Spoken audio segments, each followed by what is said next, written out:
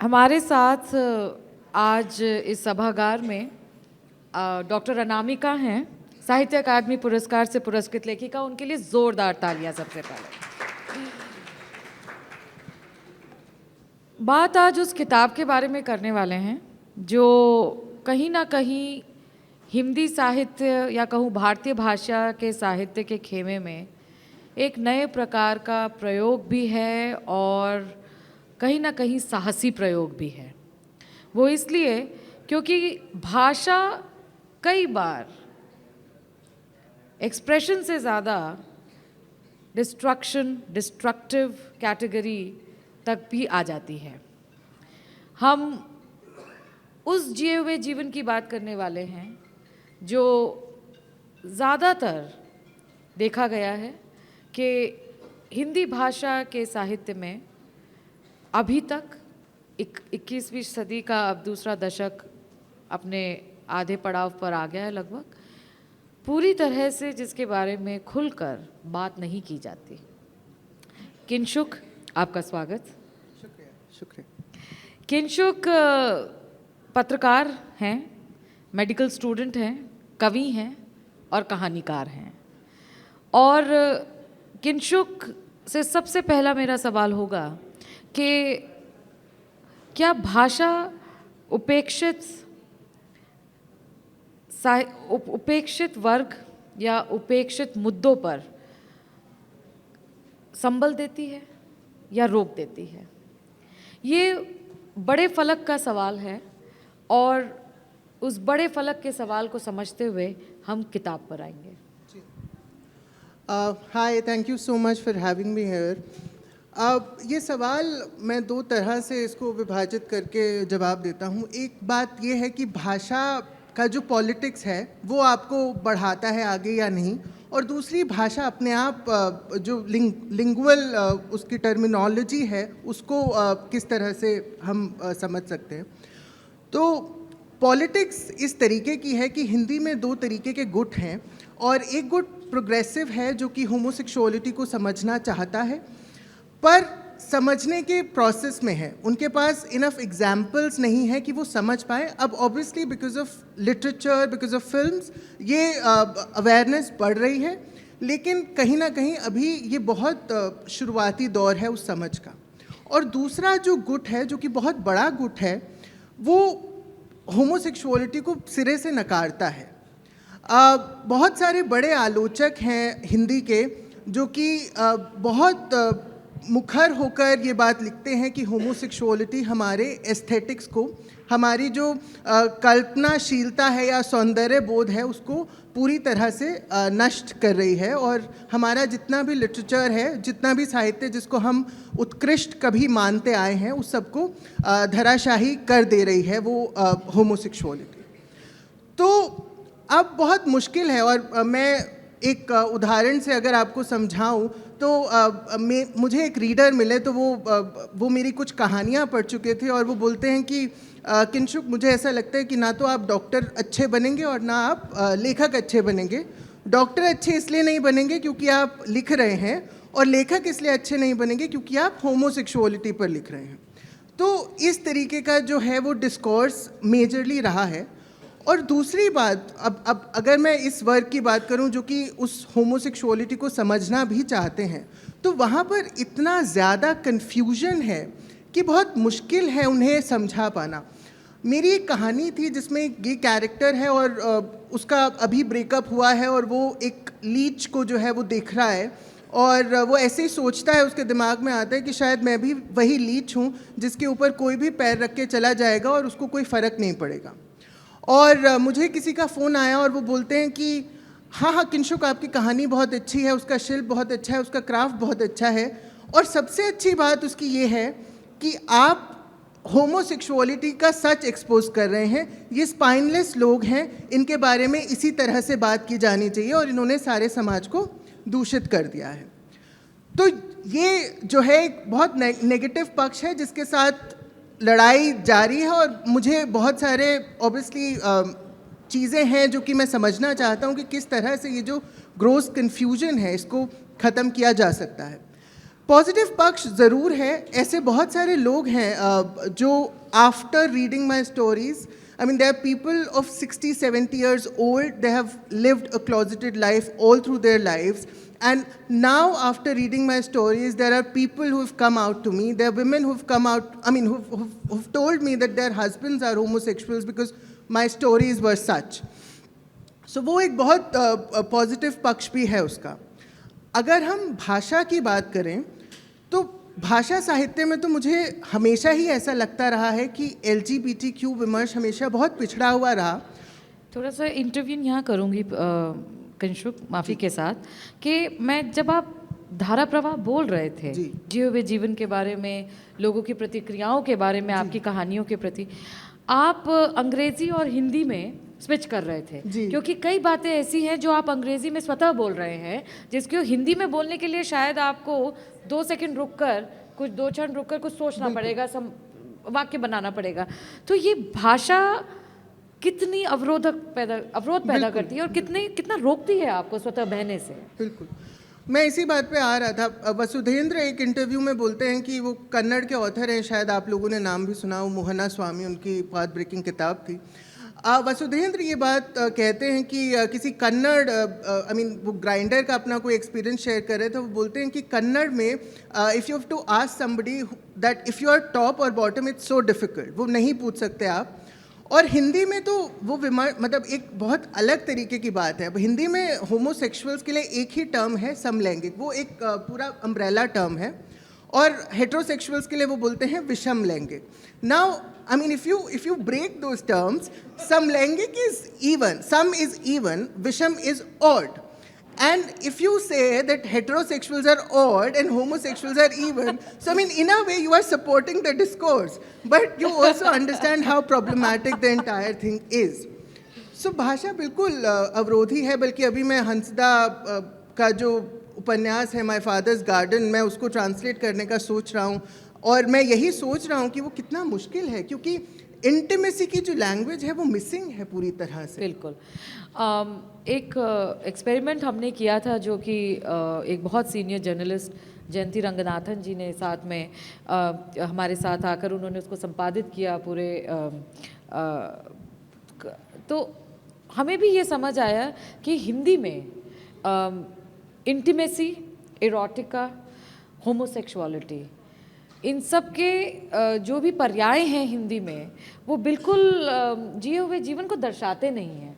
और ऐसे में किंशुक ऐसा कहानी संग्रह तैयार करना जो इसी पूरे जीवन को खुलकर कह रहा है, उसका उत्सव बना रहा है, उस पर कहीं भी शर्म नहीं आ रही उसे, ये कितना मुश्किल। क्योंकि मुझे पता है मलयालम में, तमिल में, बांग्ला में, मराठी में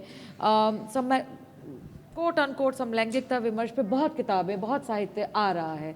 हिंदी में हमारे ट्रांसजेंडर जो हिजड़ा समुदाय है, बहुत सम्मान के साथ उनके प्रति मैं ये कह रही हूँ कि अभी तक ये पूरा डिस्कोर्स उन्हीं पर पुस्तकों तक सीमित था। अब आपकी जो किताब आने वाली है, अब मैं सागर जी से रिक्वेस्ट करूँगी कि क्या वो हम एक छोटा सा टीज़र आपके लिए पेश कर रहे हैं उस पुस्तक का, आप लोग ज़रा गौर फरमाएं।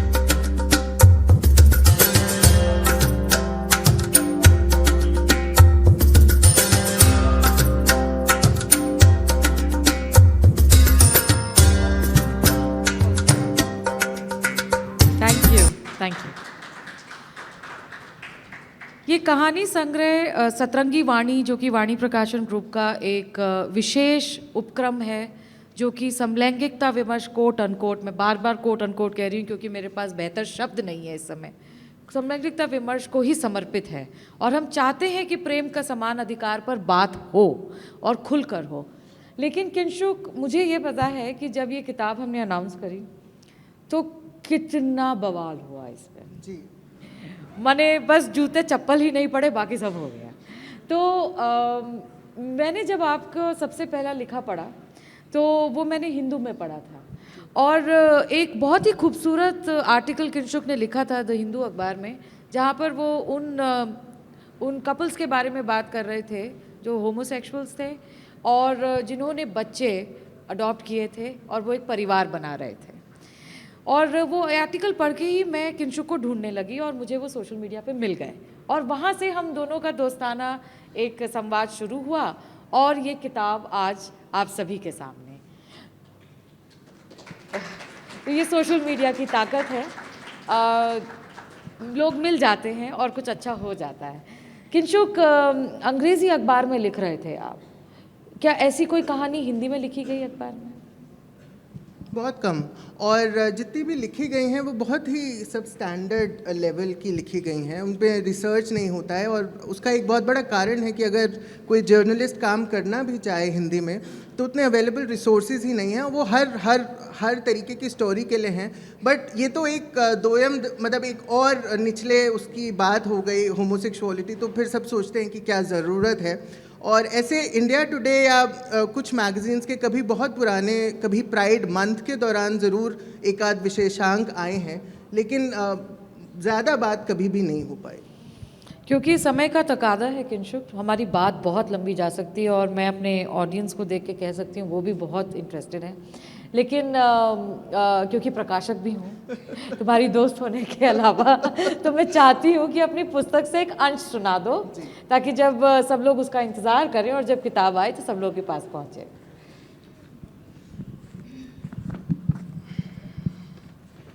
तो ये एक स्टोरी है मेरी कलेक्शन में, तितलियों की तलाश में।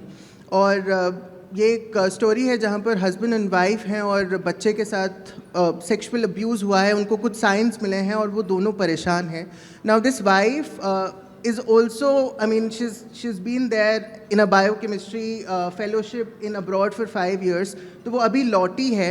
और हस्बैंड और वाइफ, बच्चे का नाम अनुभव है, हस्बैंड का नाम सुधीर है और वाइफ सारिका है।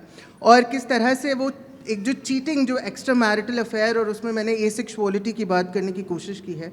मैं पढ़ता हूँ अंश। शाम को थेरेपिस्ट डॉक्टर आहूजा के क्लिनिक की ओर जाते हुए जब सारिका ने लाल बत्ती पर गाड़ी रोकी, उसे पूनम की याद आई। वह समझ नहीं पाई क्यों पूनम पर सुबह इस तरह झल्ला पड़ी थी। फिर वही मध्यवर्गीय कंडीशनिंग चीख चीख कर उसे दोषी करार देने लगी। नाम के आगे डॉक्टर लगाने से क्या उखाड़ लिया जब बच्चा और पति दोनों ही हाथ से बाहर चले गए। लेकिन फिर वही तर्क देकर उसने अपने आप को शांत करने की कोशिश की जो मार्टिन के समय देकर उसने अपने आप को फुसला लिया था। ऐसे ही थोड़ी वैज्ञानिकों ने इंसान को एनिमेलिया में शुमार किया है। चाहे हम जितनी मर्जी जिरह करें कि मन स्पिरिचुअल बीइंग है, मेटाफिजिकल है, ट्रांसकेंडेंटल है, फलां ढिमका है, शरीर तो ठहरा बेचारा जानवर जो केवल भूख की कुलबुलाहट समझता है और उसे मिटाकर चैन की झपकी लेने के तरीके। वो कैसे नहीं लपकेगा सामने पड़े ताज़ा गर्म गोश्त पर। कितना मुश्किल रहा था लीड्स तक का उसका यह सफ़र। 3 सालों से हर साल कितने कॉलेजों के एप्लीकेशन फॉर्म भरती रही थी जब अंत में उसे यह ऑफ़र मिला था। उसने सुधीर को बताया था तो उसे पहले ये मजाक लगा था, फिर उसने जब दोबारा गंभीरता से दोहराया था वह बिफर पड़ा था।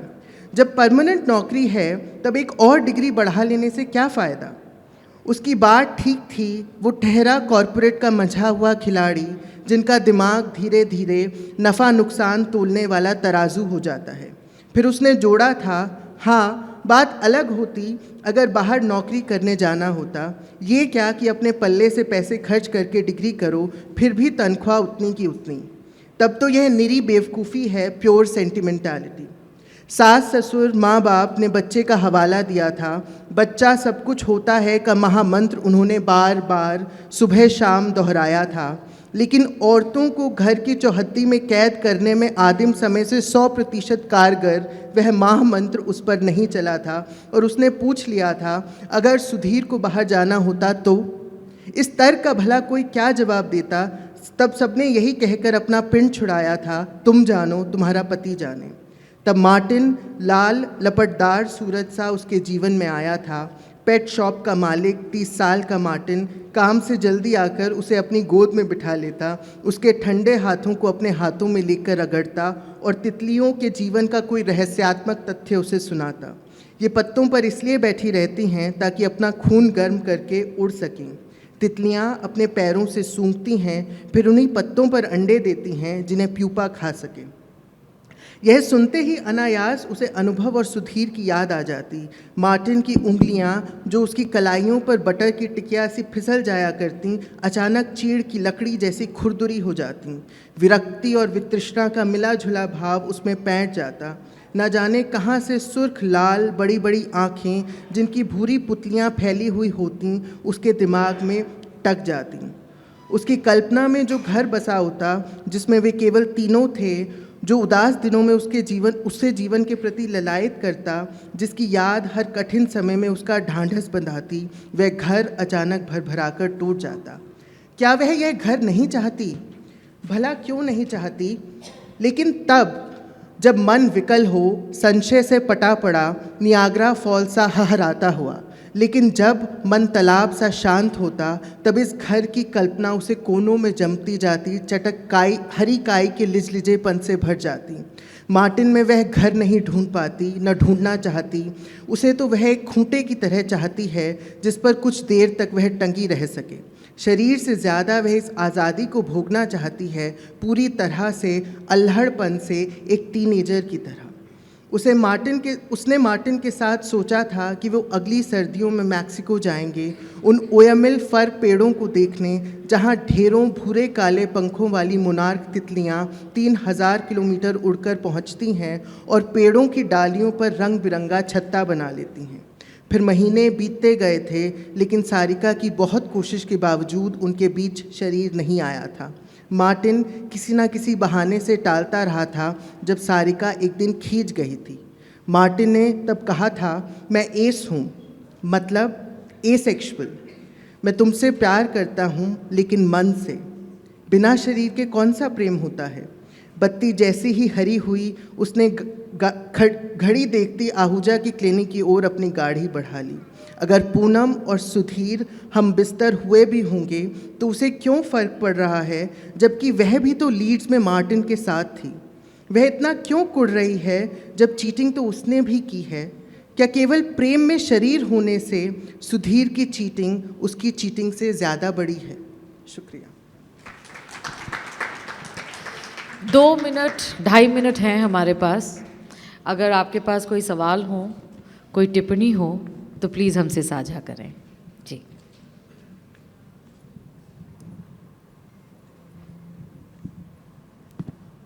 नमस्कार, मेरा आपसे प्रश्न ये है कि आपने जो विषय चुना है समलैंगिकता को लेकर, वो अपने आप में काफ़ी ही यूनिक है, अगर खासकर हम हिंदी साहित्य की बात करें तो जब आपने इस विषय को चुना तो क्या विचार आया या फिर क्या वो चीज़ें रही होंगी जिन्होंने आपको प्रेरित किया? मैं वो जानना चाहूँगी।